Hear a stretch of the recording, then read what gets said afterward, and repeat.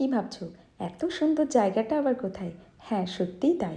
এত সুন্দর জায়গাটা হলো ইছামতি নদীর তীরে হোটেল সোনার বাংলা টাকি। আর এই যে ফরেনারদের দেখছো, এরাই বা কারা? চলো সেই দিনের ব্রাইডের গল্প তোমাদের সাথে একটু শেয়ার করে নিই। দিনটি ছিল 24শে নভেম্বর, আর সেদিন ছিল ভূমিকার রিসেপশনের দিন। লোকেশন ছিল বসিরহাট থেকে আরও কিছুটা গিয়ে টাকিতে, হোটেল সোনার বাংলা। স্বাভাবিকভাবেই আমাদের সকাল সকাল বেরিয়ে পড়তে হয়েছে। 8টার সময় আমরা বেরিয়েছি, আর আমাদের কল টাইম ছিল 12টার সময়। আমার বাড়ি থেকে 150 কিলোমিটার দূর, মানে 4 ঘন্টা সময়ের ব্যাপার। আর দেখতে দেখতে আমরা পৌঁছে যাই আমাদের লোকেশানে।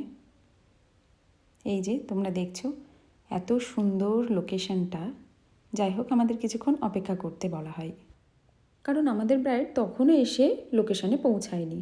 তো স্বাভাবিকভাবেই আমরা কি আর অপেক্ষা করে থাকতে পারি? এত সুন্দর নদীর ধারের জায়গা, বেরিয়ে পড়লাম একটুখানি নদীর ধারের সৌন্দর্যটা উপভোগ করার জন্য। কিন্তু আমরা নদীর ধারে পৌঁছাতে না পৌঁছাতেই একটা কল চলে আসে যে আপনাদের রুম দিয়ে দেওয়া হয়েছে, রুমে চলে যেতে হবে।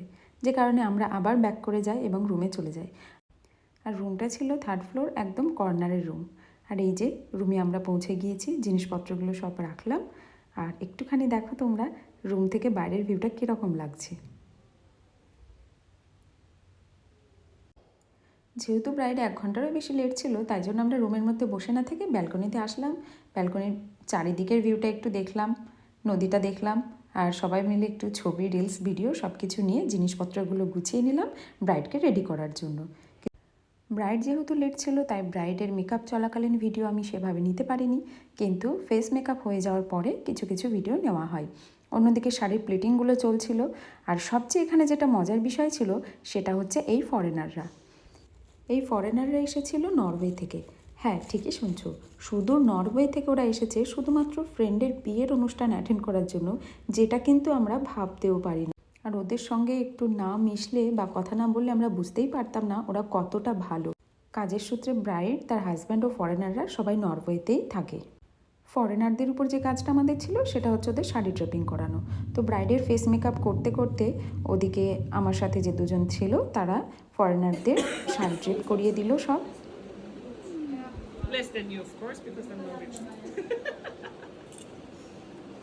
ওরা কিন্তু শাড়ি পরে ভীষণ খুশি হয়েছিল, কারণ ওরা ফার্স্ট টাইম শাড়ি পরলো। আর ওদের প্রত্যেকের ফেস দেখলেই তোমরা বুঝতে পারবে যে ওরা কতটা হ্যাপি। এবার আসি আমার ক্লায়েন্ট ভূমিকার কথায়। ও প্রথম থেকেই আমাকে বলে রেখেছিল ও যতটা সম্ভব ওকে ন্যাচারাল মেকআপ করাতে হবে। সেটা কিন্তু তোমরা ওকে দেখলেই বুঝতে পারছো। এই ভিডিওটাতে কোনো এডিট, ফিল্টার কিচ্ছু নেই, একদমই র ভিডিও। কোনো রকম লাউড জিনিস ও কিন্তু প্রথম থেকেই চায়নি। আর রিসেপশনের দিন বলে কিন্তু আমরা কোনো টিকলি ব্যবহার করিনি, সিঁদুরটাকেই হাইলাইট করা হয়েছিল। আজকের লুকটা কীরকম লাগলো তোমার? দারুণ। আমি আগেও বলেছি, এক্সপিরিয়েন্স করতে হবে। ইভেন ফরেনাররা এসেও বলছে যে দারুণ মেকআপ করেছে। তাহলে আজকেই বুক করো। Thank you.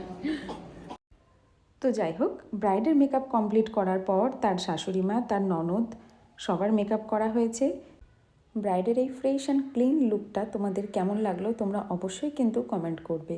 আর তাছাড়া আমাদের এই পুরো ভিডিওটা তোমাদের কেমন লাগলো সেটাও কিন্তু আমাদের কমেন্টে জানাবে। এরপর ধীরে ধীরে সব কিছু গুছিয়ে নিয়ে, আমাদের যেহেতু খাওয়া দাওয়া করে যেতে বলেছিল, তাই একটুখানি ওখানে গিয়ে কিছু খেয়ে আমরা ধীরে ধীরে আবার বাড়ির দিকে রওনা দিই।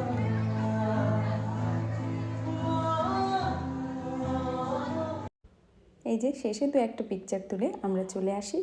তো যাই হোক, এখানেই টাটা, বাই বাই, আবার দেখাবো অন্য কোনো ভিডিওতে।